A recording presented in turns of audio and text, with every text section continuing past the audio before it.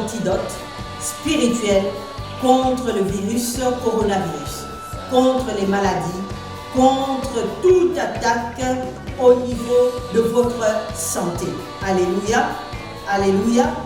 Bien-aimés dans le Seigneur, nous prenons nos Bibles dans le livre de 2 Rois chapitre 20 à partir du verset 1. 2 Rois chapitre 20 à partir du verset 1. Nous voulons lire la parole de Dieu. Alléluia. Nous voulons lire la parole de Dieu. 2 Rois chapitre 20 à partir du verset 1 que nous dit la parole de Dieu. La Bible déclare que tout passera, mais seule la parole de Dieu ne passera pas. Amen. Nous prenons la Bible dans le livre de 2 Corinthiens 19 à partir du verset 1. La Bible nous dit, en ces temps-là, Ézéchias fut malade à la mort. Le prophète Ésaïe, fils d'Amon, vint auprès de lui et lui dit, ainsi parle l'Éternel, donne tes ordres à ta maison, car tu vas mourir, tu ne vivras plus. Ézéchias tourna son visage contre le mur et fit une prière à l'Éternel. Ô Éternel, souviens-toi de ce que j'ai marché devant ta face, avec fidélité, intégrité de cœur, et que j'ai fait ce qui est bien à tes yeux. Ézéchias répandit d'abondantes larmes. Ésaïe était sorti, n'était pas encore dans la cour du milieu, lorsque la parole de l'Éternel lui fit adresser en ces termes. Retourne, dis à Ézéchias, chef du peuple, ainsi parle l'Éternel, le Dieu de David, de ton père. J'ai entendu ta prière, j'ai vu tes larmes, voici, je te guérirai. Le 3e jour, tu monteras à la maison de l'Éternel, j'ajouterai à tes jours 15 années, je te délivrerai, toi et cette ville. Alléluia, gloire au Seigneur. Je te délivrerai, toi et cette ville. Amen. Gloire, gloire, gloire au Seigneur. Ce matin, je voudrais vous parler d'un antidote puissant. L'antidote contre toutes les maladies qui sont pour les enfants de Dieu. Je vous ai dit que le coronavirus est une puissance diabolique, mandatée, inspirée par le monde des ténèbres à ceux qui l'ont fabriqué afin de détruire l'humanité. Et il est là pour combattre. C'est un esprit diabolique qui veut anéantir à la santé et à la vie l'être humain, l'homme. L'homme qui est créé par Dieu. On nous parle d'une histoire ici d'Ézéchias qui est tombé malade d'une maladie mortelle.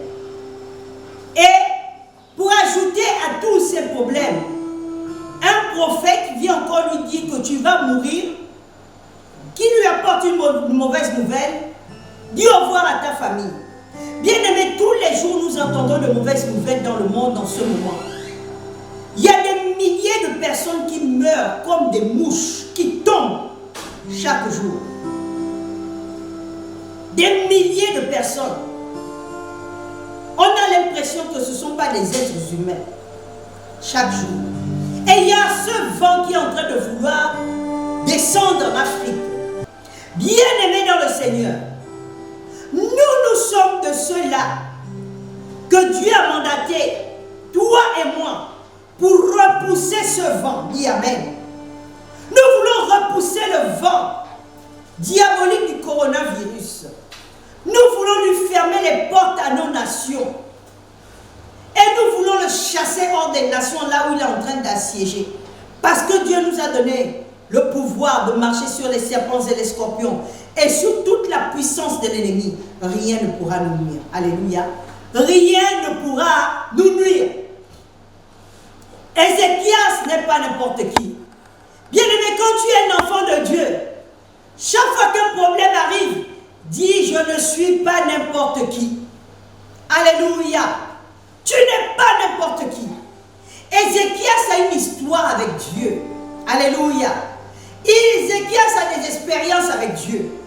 La Bible déclare dans le livre de 2 Chroniques 29 à partir du verset 1 qu'Ézéchias à l'âge de 25 ans devint roi. Mais lorsque Ézéchias devient roi, Israël s'est détourné de Dieu.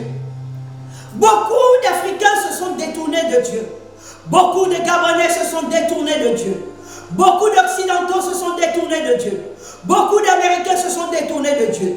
Les Chinois se sont détournés de Dieu. Ézéchias, bien-aimé, lorsqu'il devint roi, il veut faire quelque chose que son prédécesseur n'a pas fait. Il y a des membres de ta famille qui n'ont pas fait certaines choses que toi tu dois faire. Alléluia.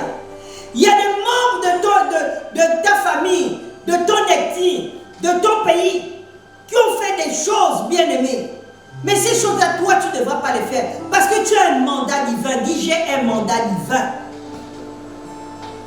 Et c'est alors, bien-aimé, que Ézéchias, étant devenu roi à Jérusalem, va convoquer les Lévites, va convoquer les sacrificateurs, car la maison de l'Éternel était fermée. Bien-aimé, je tiens à dire à certaines personnes que la maison de l'Éternel ne doit pas être fermée. Chaque jour, il doit y avoir des prières dans les églises. Que vous soyez une personne, que vous soyez deux personnes, le feu ne s'éteint pas sur l'autel. Le feu ne s'éteint pas sur l'autel. Ce n'est pas parce qu'on a dit de fermer l'église que le responsable doit rester chez lui.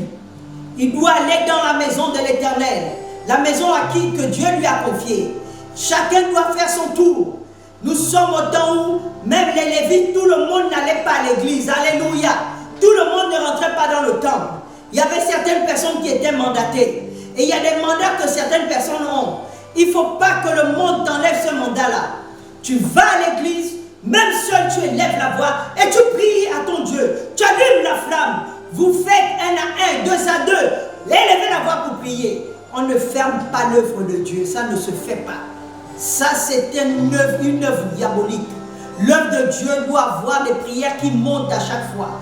Chez toi, il doit avoir des prières qui montent à chaque fois. Alléluia. Dans ta maison, une maison où il n'y a pas de prières qui montent à chaque fois, c'est une maison où l'ennemi règne. Alléluia. Ézéchias va convoquer les sacrificateurs en temps normal. Dans des nations qui craignent Dieu, les autorités devaient convoquer les serviteurs de Dieu afin de chercher la face de Dieu. Dieu peut tout.